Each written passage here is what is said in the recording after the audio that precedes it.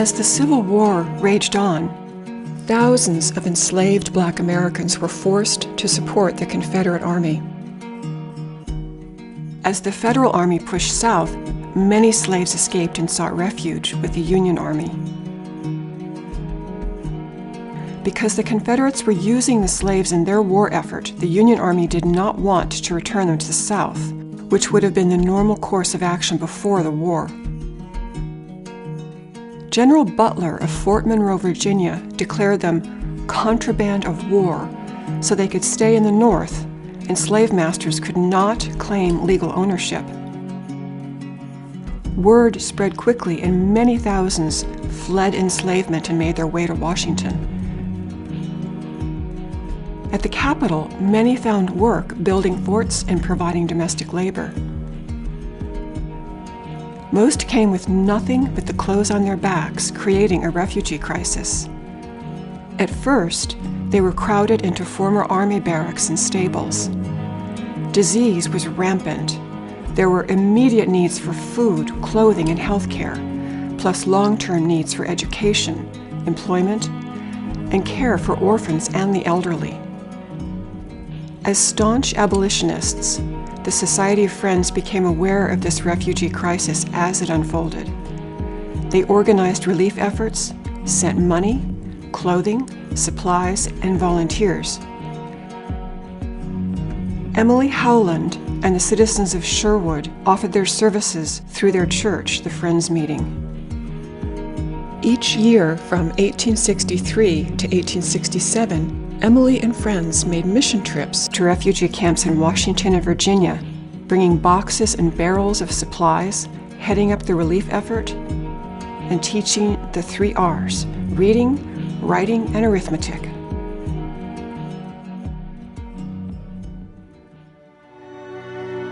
By the end of the war, Emily was superintendent of several schools in the region, riding a horse from place to place. After the war, she and her father purchased a 350-acre plantation in Heathsville, Virginia, split it up, distributed the land to African American families, and started a school there as part of a privately financed women's Reconstruction movement.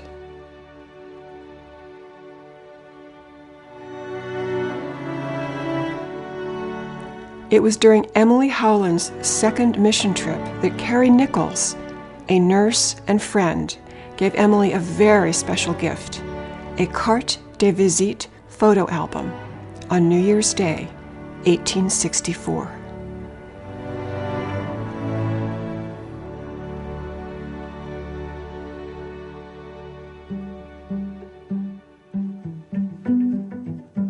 In 2017, the world of art and history went a little crazy with excitement because suddenly there was this new portrait of a young Harriet Tubman, around 42 years of age. No one had actually seen this much younger version of Harriet. And I, like everyone else, got very excited. I'm the director of the National Portrait Gallery at the Smithsonian, so portraiture is sort of central to my world. And that's when I discovered Emily Howland. This picture was the last page of her album.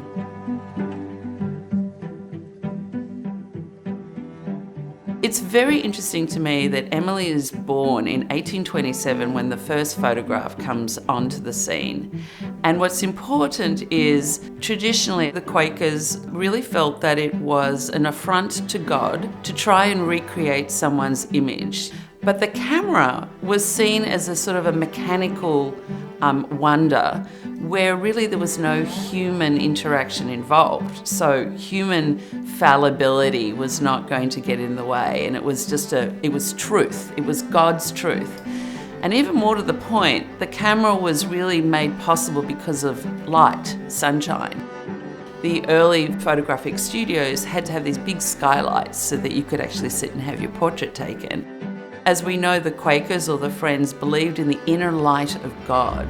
So there was this real connection between light and the camera and technology, and also Quakers, the Society of Friends, believed very much in knowledge and learning about the natural world that of course was given and created by God.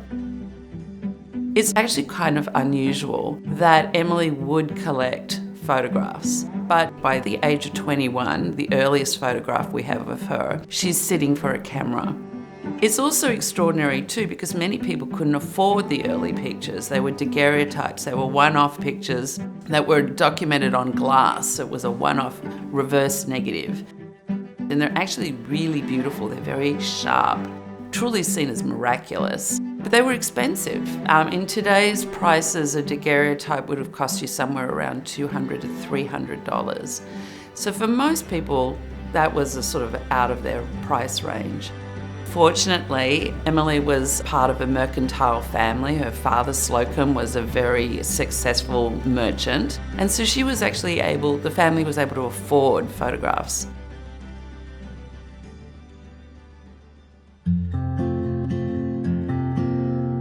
When I came to the Howland Stone Store Museum to do research, I off the cuff said, "Are there any other portraits here?" There's a whole suite of extraordinarily rare pictures, and they did belong to Emily. Daguerreotypes, tintypes of her students at the Matilda Minor School for Coloured Girls. They were the pupils that she taught when she went to Washington, D.C. in 1857. It's very, very rare to see African Americans as subjects in these very early photographs, but also if you compare the portraits made at the same time of Emily with those girls, Emily as a Quaker has a very plain background. She's wearing a very plain dress. It's a little bit hand-tinted, but not much. The girls, on the other hand, have these very ornate frames. They're hand-tinted, even to the extent that little gold touches are put on their ears and on their jewelry to make it look like they're wearing gold. They have ribbons in their hair. So these are very richly dressed girls, and they belong to the free black community. They all knew that abolition was coming. They could see it, they could taste it, they knew it was coming, and they needed to get ready. And one of the few things that women could do was actually be allowed to be teachers. So what is the message that's being sent here? Well, for Emily, she believed very passionately, you are going to be the ones that are going to change the world. You are going to be the ones that are going to be leaders in your community. You are going to be the ones that actually are going to bring prosperity to the African American community. You are going to project, not just to the rest of the world, but also to remind yourself that you are important, you are precious, and you deserve to be seen. And that was part of the project for photography, particularly for women and African Americans.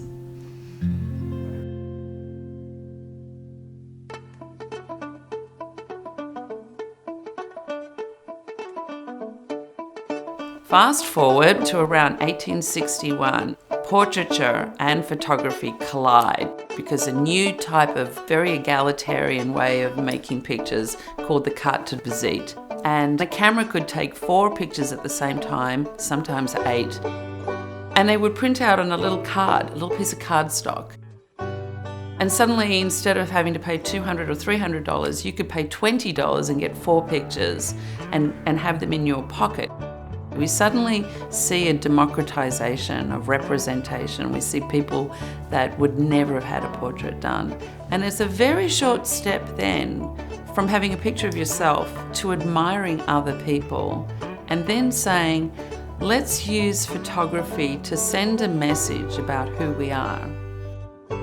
Emily, who had already grown up sitting for photography, quite a few pictures taken of herself and others before the carte de visite comes along, it's sort of a natural progression for her. Suddenly you get these easily affordable photographs, and then you have to do something with them.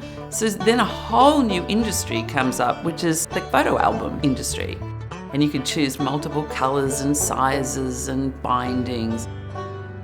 With carte de visites, people would get pictures taken of themselves and they would send them to you or give them as a gift. So, parents would have of their children, friends would have of other friends, but it's also the start of celebrity. Now, for the first time, just as there's a whole industry for albums, there's a whole industry for buying celebrity pictures. and you could go to these amazing galleries and you could buy your favorite celebrities. So there are some pictures in there that are definitely the celebrities of their day, and Emily acquired them as well, like Charles Dickens. Also political celebrities like Charles Sumner, for example, major abolitionist, who was in the album. When Emily received the album in 1864, it was the hottest present to get somebody for Christmas or New Year or their birthday. And she gets this beautiful album and she starts putting pictures into it. Emily's album is quite a serious album. What's remarkable about it is 2/3 of the album are women, which is perhaps not so surprising, and this is owned by a woman, but the vast majority of those are women who were teachers who taught African Americans. And keep in mind, when she went to Washington, D.C. to teach for Matilda Minor, this was when it was still outlawed to teach African Americans, give them an education to read or to write. What's also extraordinary about the album is that about 10% of the album actually include African Americans, and they're people that she knew. They were her students, they were people that she admired, but I am pretty sure in all cases she knew or met them. Emily would support young women who were wanting to be teachers and help them get into college and give them a stipend. There is a very interesting, rather shy-looking Susie Bruce, who was a protege. Susie's portrait, a carte de visite, is in the album, and maybe Emily helped initiate that sitting. What tended to happen, unfortunately, in the collecting community is that the individual pieces were more valuable than the whole. So collectors traditionally would dismantle albums and sell them off. And so we don't have that many albums actually still in the historical record. And those that exist in major collections like the Library of Congress or the National Archives or historical societies around the country, I can't find another album owned by a white woman that includes African American subjects that were also her friends.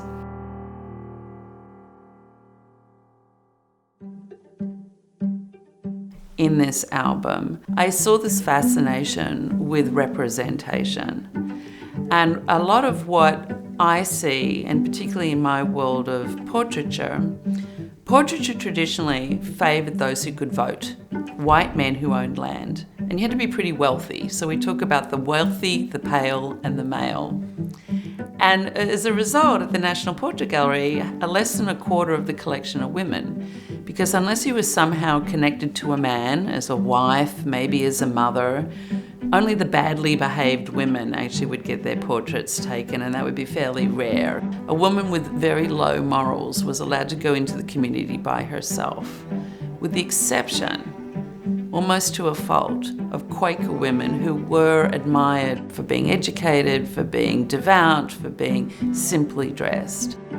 And even more importantly, they were allowed to be leaders in their community, and they were permitted to go out and preach the word of God. So what they're wearing is then adopted by early feminists and suffragists. It sends a message. You see pictures of Susan B. Anthony, Elizabeth Cady Stanton, Lucretia Mott. You don't see a richly ornamented woman who's also a serious woman. Teachers and nurses and authors who are women and African Americans are saying, I am a respectable member of the community, I am not lavish, I am devout, and I deserve to be seen.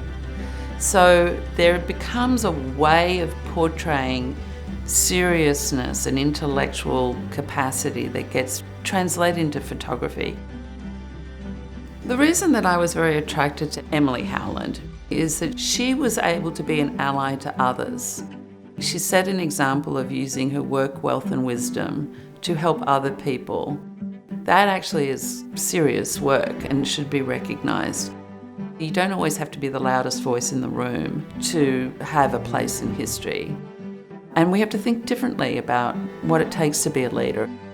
Emily has, I think, set an example that we can still learn from today, which is how can we, with our available resources, support those around us.